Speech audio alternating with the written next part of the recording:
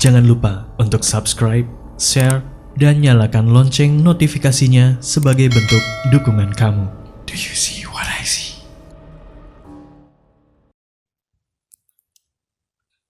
Halo pendengar setia Do You See What I See? Perkenalkan, saya Haris, dan di sini saya ingin berbagi kembali cerita pengalaman saya tentang hal supranatural.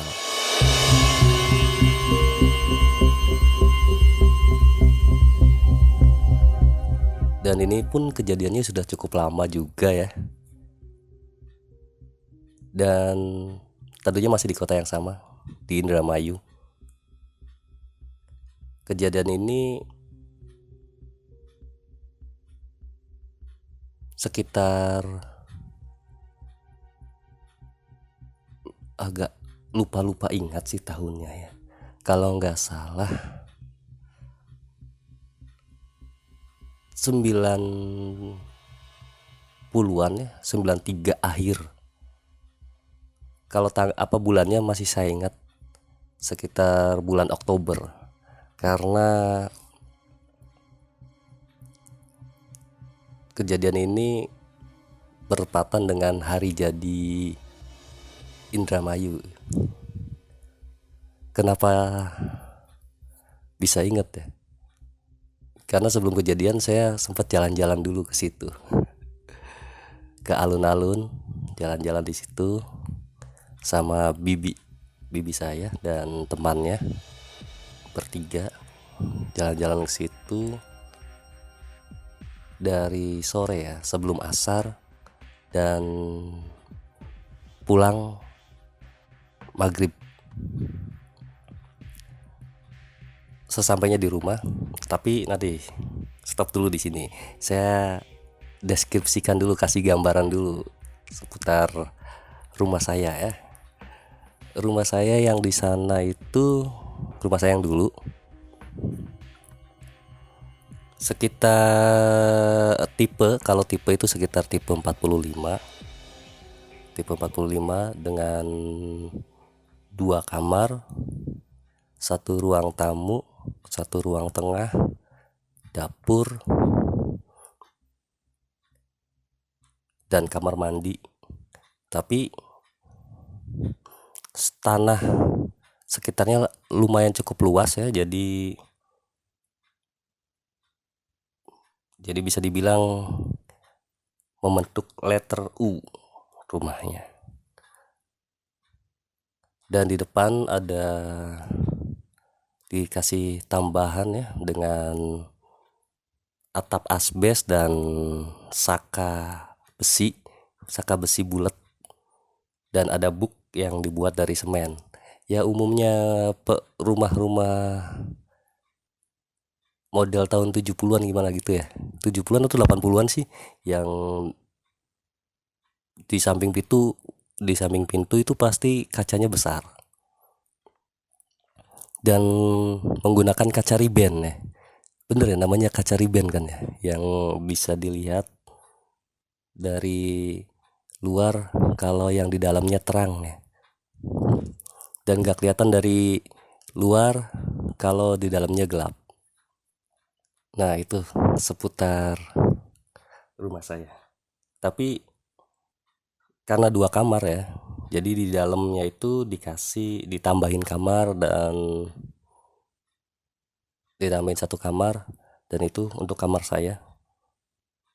Dan di atas kamar saya itu ada lubang buat naik ke genteng.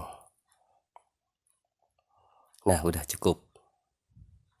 Balik lagi, tadi pas lagi pulang jalan-jalan ya dari acara HUT Indramayu.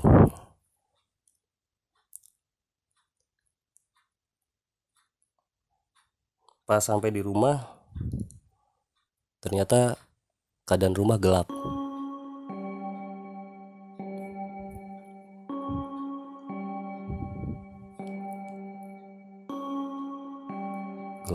Jadi namanya anak kecil ya, masih kecil kan, jadi ngeliat ke dalam gitu. Bibi dan temen Bibi dan temennya itu duduk di luar. Jelas di luar, maksudnya duduk di buk itu. Di buk. Sambil ngobrol-ngobrol, saya masuk. Mohon maaf, saya sambil lihat-lihat di kaca, terus manggil-manggil ibu sama bapak. Bu, pak, bu, pak. Sambil manggil-manggil, ibu, pak, buka pintunya, bu, pak, buka. Tapi setelah sekitar 10 menit manggil-manggil, sekitar 10 menit manggil ibu, bapak, buka.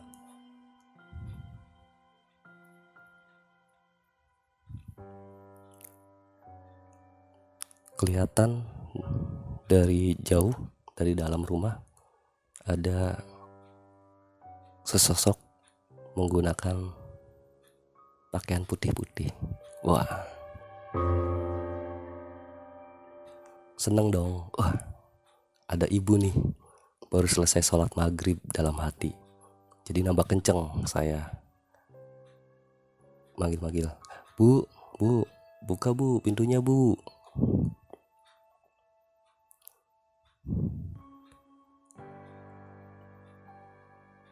Tapi setelah lumayan cukup dekat, sekitar 1 meter, kok beda. Putihnya kusam, banyak noda lumpur, dan pas saya lihat ke atas, ke mukanya,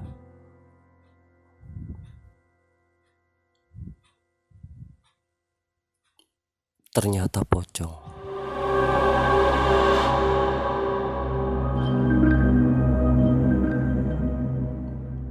Matanya nggak tahu kemana, yang satu udah turun ke pipi,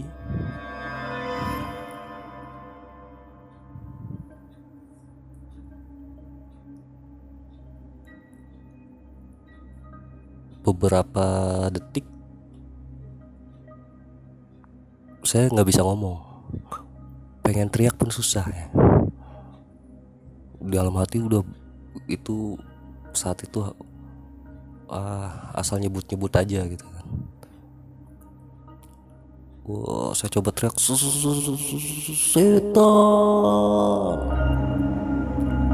Langsung lari ke rumah tetangga. Bibi sama temennya yang nggak tahu apa-apa ikutan lari. Di rumah tetangga ditenangin, tenang, ada apa, ditanya-tanya. Saya jawab kan, itu di rumah dalam ada pocong, disangka ibu. Baru dikasih tahu ternyata ibu, bapak, dan adik saya itu juga ke alun-alun lihat acara HUT Indramayu. Itu kejadian beberapa bulan sebelum saya pindah ke Cirebon. Dan saya baru tahu juga, kan ini kan sedang ada proses perpindahan ya. Ternyata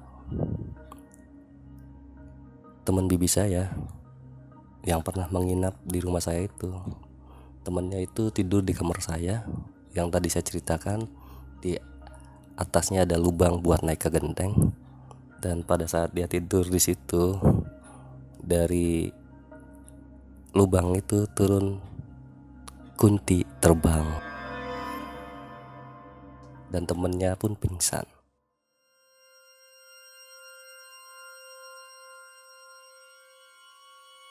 Terima kasih teman-teman sudah mendengarkan.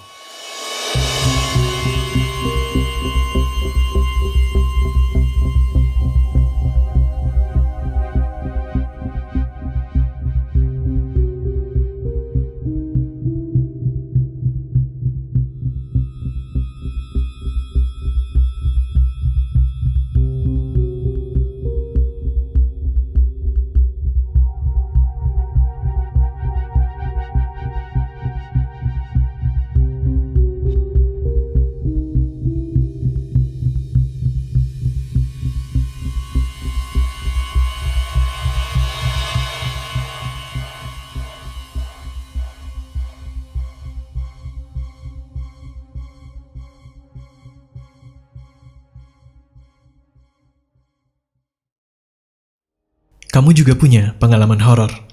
Kirim cerita kamu ke alamat berikut.